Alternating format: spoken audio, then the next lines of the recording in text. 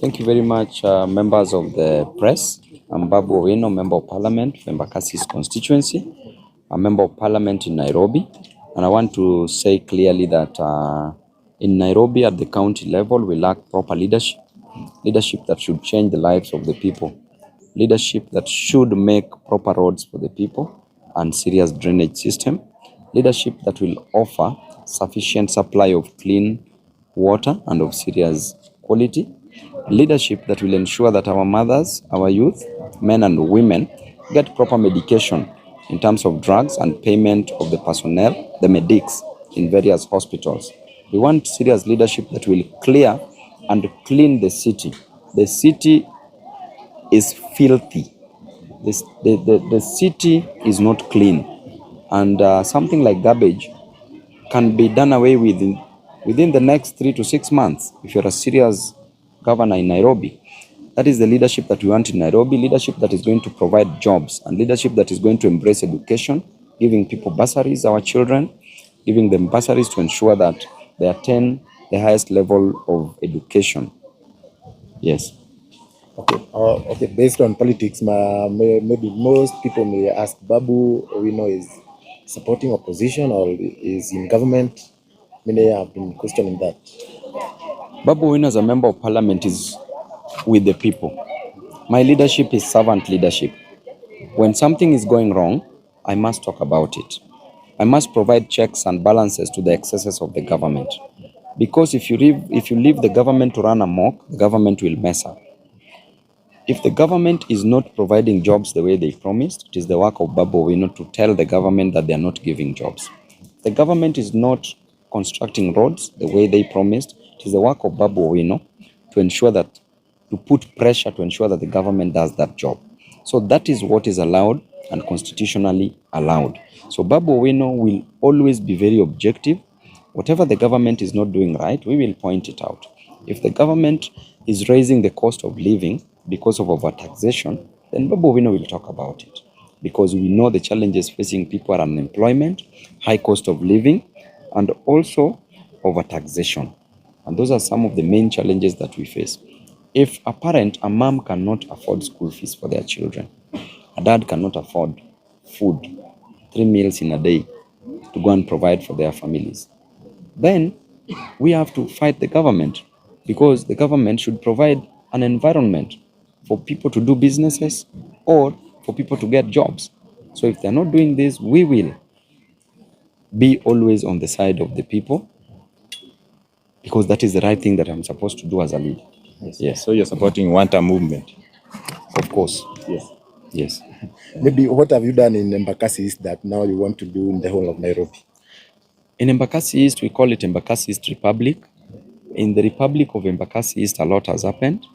We've done so many roads in Embakasi East, so many tarmac roads, and also Maram roads have been done there. We've constructed schools in Embakasi East. We've renovated almost all schools in Embakasi East constituency. We've bought buses in all schools in Embakasi East constituency. We provided water. There's the northern water tunnel. The main host, the water reservoir, is at Embakasi East constituency. We've done a total of over 30 boreholes in Embakasi East constituency. We've done high masts. We've promoted businesses for youth.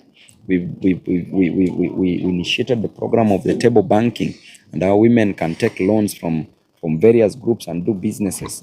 And above all, in Embakasi's constituency, we embrace God. So I'm the one who's been ranked as the best member of parliament for 2 consecutive years, yet we're in opposition. Yes. Okay.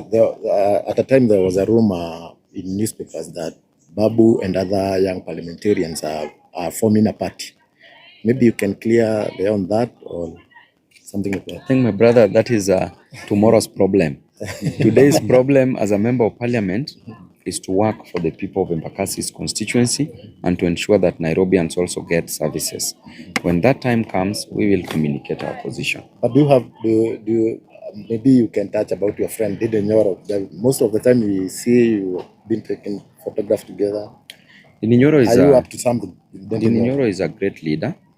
He was ranked the 2nd best member of parliament. I was ranked the best member of parliament, which means that he's working, he's doing a great work, he's an intelligent leader.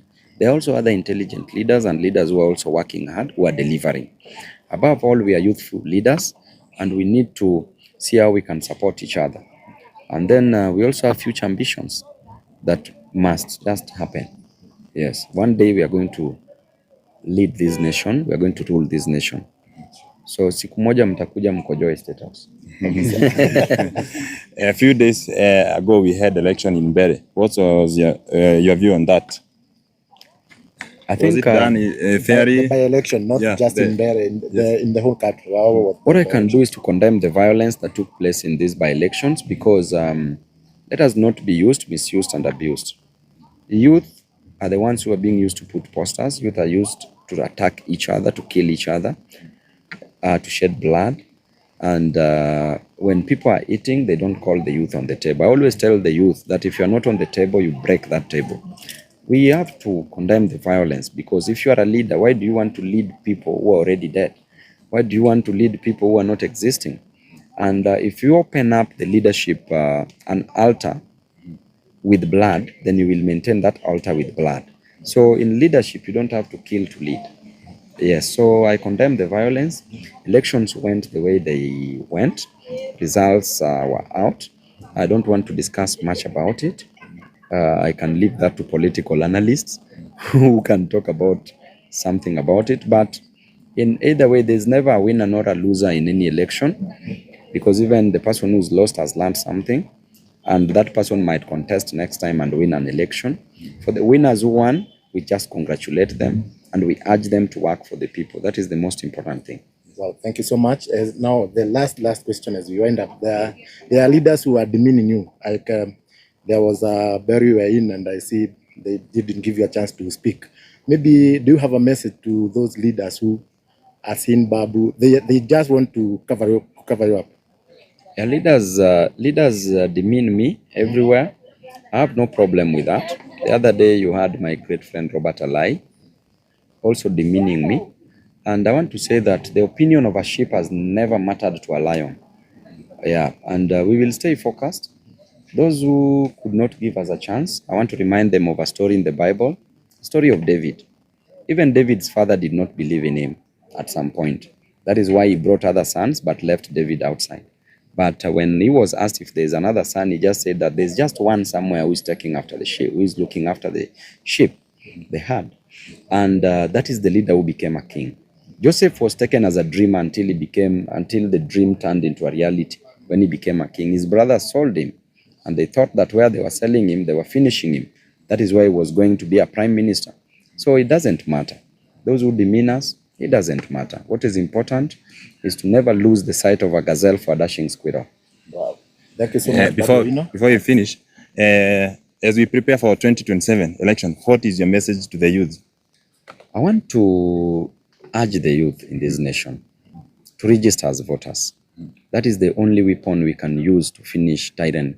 That is the only weapon we can use to finish dictatorship, poor leadership, lack of proper governance. Register as voters. Let us not just communicate, talk, but let us go, let us do, let us act, let us register as voters, and let us ensure that we disappoint bad leaders and appoint great leaders. And lastly, to the online drivers, the Uber drivers, I know what you're going through. I know that you are really suffering. You don't even sleep. Why? Because you've taken these cars on loan, you pay loans, you service these loans. At the same time, you want money for fees for your kids, money for food, money for rent. At the same time, you're being taxed heavily by the online apps, the online providers. Uber, Bolt, charging 18% is too exorbitant. They should be charged at least 5%, because they should bank on the numbers. The online service providers should bank on numbers, not charging exorbitantly. Government should not tax the online Uber drivers the moment they earn from the online service providers, because that is now, it amounts to double taxation. Okay, so Uber people, I feel you so much. I'm always with you. We will fight together. Thank you so much for getting time to speak with us on your busy schedule. And all the best. Thank you so And you are much. the future president. Asante Yes, sana. all the best.